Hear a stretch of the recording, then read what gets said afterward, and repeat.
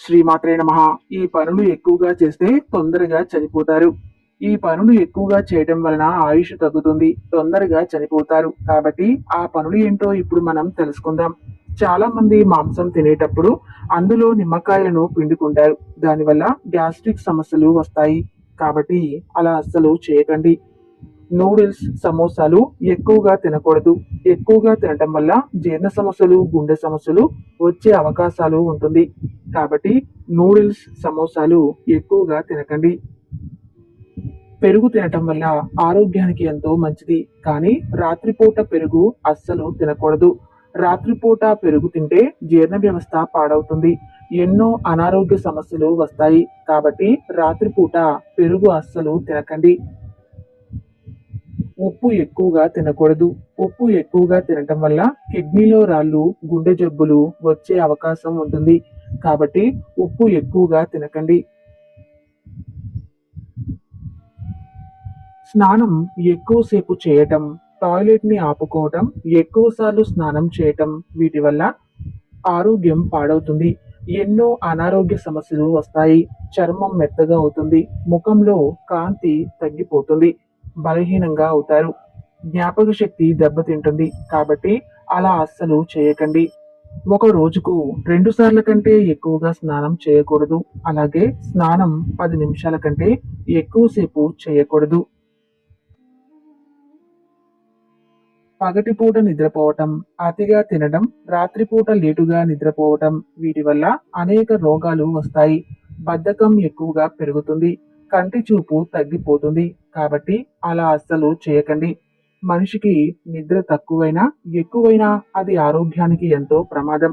దానివల్ల ఒత్తిడి ఎక్కువగా పెరుగుతుంది. కళ్ళు చిన్నగా అవుతాయి. కాబట్టి మనిషికి కనీసం 6 లేదా 8 గంటల నిద్ర ఆరోగ్యానికి ఎంతో మంచిది. ప్రతి ఒక్కరూ ఉదయమే నిద్ర లేవాలి.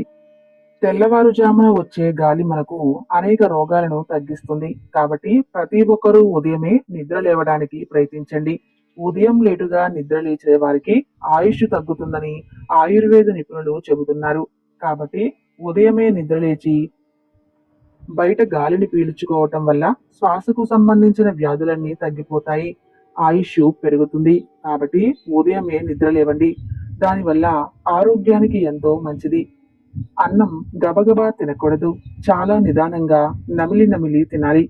అలాగే నిలబడి నీళ్లు తాగకూడదు.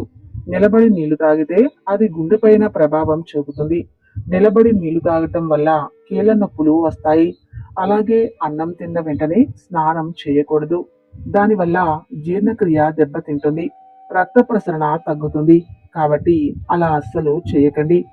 ఈ రోజుల్లో చాలా మంది ఆడవారు నైటీలని పగటిపూట కూడా వేసుకుంటున్నారు.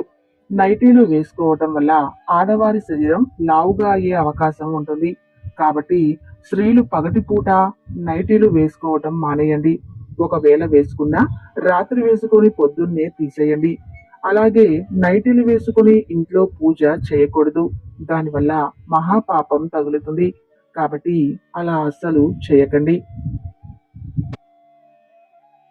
చాలా మంది కోడిగుడ్లను కడగకుండా అలానే ఉడకబెడతారు. అలా చేయటం చాలా తప్పు.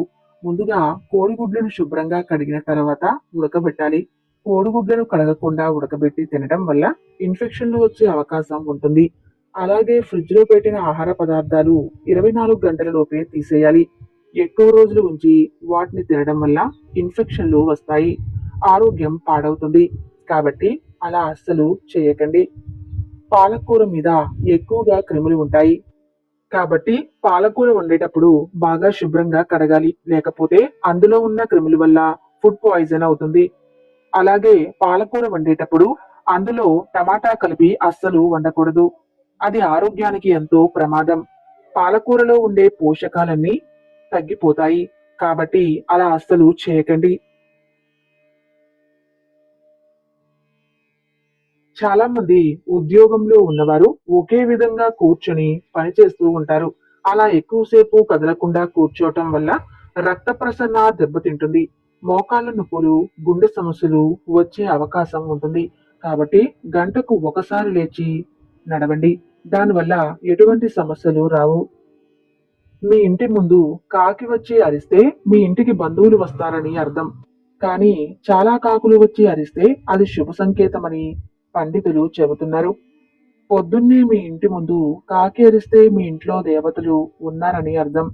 అలాగే మీ తలపైన కాకి వాలితే మీకు చెడు జరుగుతుందని అర్థం. ఒకవేళ మీ తలపైన కాకి వాలితే వెంటనే తలస్నానం చేసి మీ ఇష్టదైవాన్ని ప్రార్థించండి. విష్ణు పురాణం ప్రకారం కాకి పూర్వీకులుగా భావిస్తారు.